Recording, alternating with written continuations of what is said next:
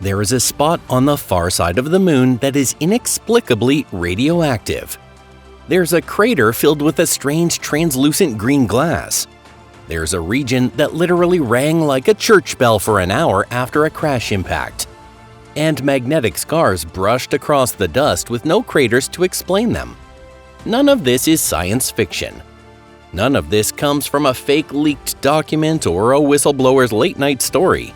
This is published, peer-reviewed NASA and Chinese space agency data. And the wild part? Science is still struggling to explain it. I'm going to walk you through 6 real lunar anomalies, what we actually know, and where the science runs out and the mystery begins.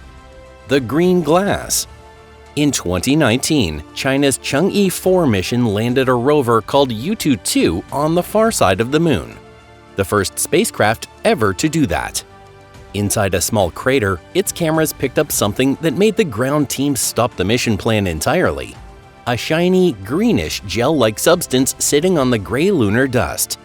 For a planet with 0 atmosphere and 0 liquid water, gel is not a word you expect to hear. The team paused exploration and sent the rover in for a closer look. The answer turned out to be glass. When a meteor slams into the moon at tens of thousands of kilometers per hour, the impact generates enough heat to melt rock instantly. That melted rock cools into natural glass, and depending on its mineral content, it can come out looking dark, glossy, and yes, green. So it wasn't alien residue. But here's the part that doesn't get said enough. This was the first time we'd seen glass like this up close on the far side, and it forced scientists to rethink how common these melt glass deposits might actually be across regions we've barely photographed.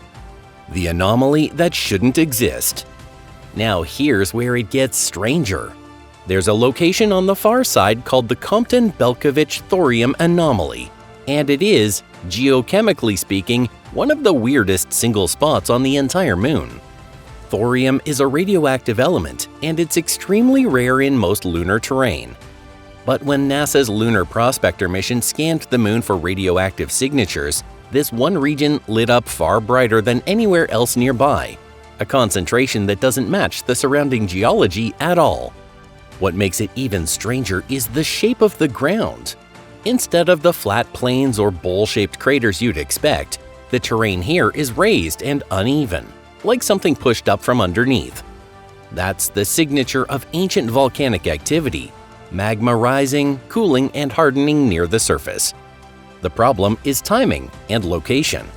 This kind of volcanism wasn't supposed to happen on the far side, and evidence suggests it may have occurred far more recently than the "moon died billions of years ago" story we all learned in school.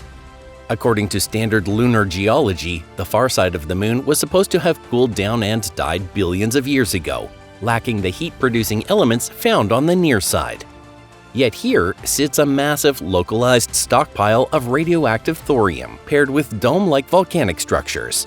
This isn't just an oddity, it's a geological impossibility under our old models.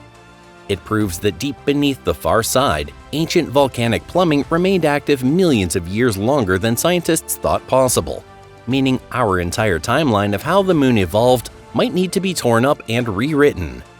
Look at photos of the lunar surface and you'll notice bright, swirling, almost painted-on patterns. The biggest and most famous is called Reiner Gamma.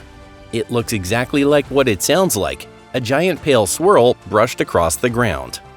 Normally, bright markings on the moon come from impacts. A meteor hits and it kicks up fresh, lighter material. But Reiner Gamma and features like it have no crater, no impact site, nothing that explains the shape.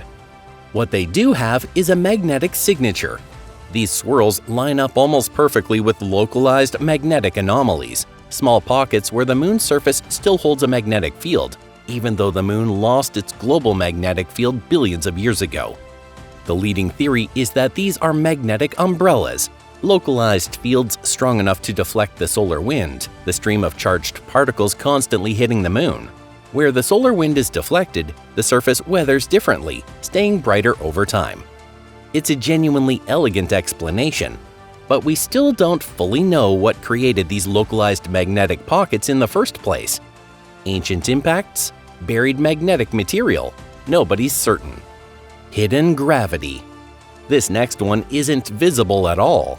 It was found by accident through math. When NASA tracked spacecraft orbiting the moon, engineers noticed something odd. The orbits kept getting subtly tugged and tilted in specific locations, as if gravity itself was stronger there. These regions are called mascons, short for mass concentrations, and they're essentially dense, hidden pockets of extra mass beneath the surface.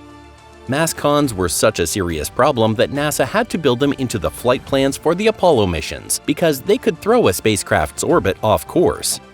And strangely, mascons don't always line up with visible surface features like mountains or craters. There's extra mass down there, and in some spots, we genuinely can't see what's causing it from orbit. The current best explanation is that ancient asteroid impacts pushed dense mantle material up close to the surface, and it stayed there, frozen in place for billions of years. It's a solid theory, but it's also a reminder that we've mapped the moon's surface in incredible detail, while still only guessing at what's underneath it. The moon that rang like a bell. In 1969, during the Apollo 12 mission, NASA deliberately crashed part of the lunar module into the moon's surface to test seismic equipment they'd left behind. What happened next is one of the most genuinely unsettling data points in space exploration history. When Apollo 12 intentionally crashed their spent lunar module stage into the surface, the seismometers left behind picked up something utterly chilling. The vibrations didn't dissipate after a few seconds. They built, echoed, and sustained for nearly an hour.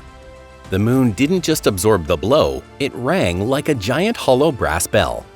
On Earth, water-soaked rock and deep tectonic fractures swallow seismic waves almost instantly. But the moon's bone-dry, hyper-rigid crust allowed the shockwave to bounce endlessly through its interior, exposing a bizarre internal structure that geologists are still trying to map today.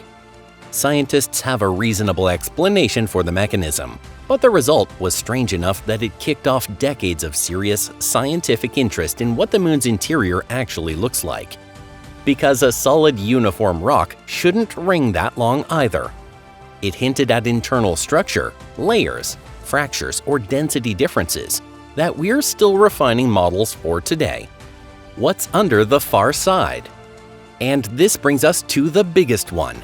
Yutu, the same rover that found the green glass, is equipped with ground-penetrating radar, instruments that let it see underground by bouncing radio waves off buried layers. What it found was a stack of material far more complex than expected.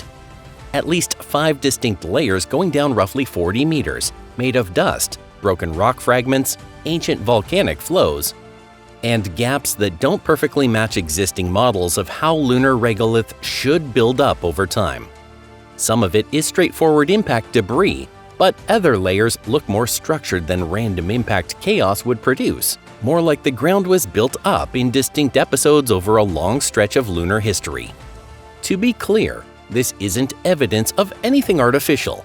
It's evidence that the far side of the moon, the side we only started directly exploring in 2019, has a geological history that's far more layered and active than the dead, boring rock reputation the moon has always had. Here's the thing that ties all 6 of these together. None of them require aliens, hidden bases, or a cover-up. What they require is admitting that we've only explored a tiny fraction of the moon up close, and the far side, the side facing away from Earth, is still almost completely unmapped at ground level. Every one of these anomalies is a place where real data outran our existing models. That's not a conspiracy. That's just what the frontier of science looks like. And honestly, that's a lot more exciting than a cover-up. It means there's still genuinely new stuff to discover, using real instruments on a world we can actually go back to. If you want more videos like this, real anomalies, real science, no fluff, make sure you hit that subscribe button and turn on notifications so you don't miss the next one. And if this video actually taught you something new, do me a favor and smash that like button. It genuinely helps this channel grow and lets me keep making deep dives like this one. Drop a comment and let me know, which one of these 6 surprised you the most? I read every single one. See you in the next video.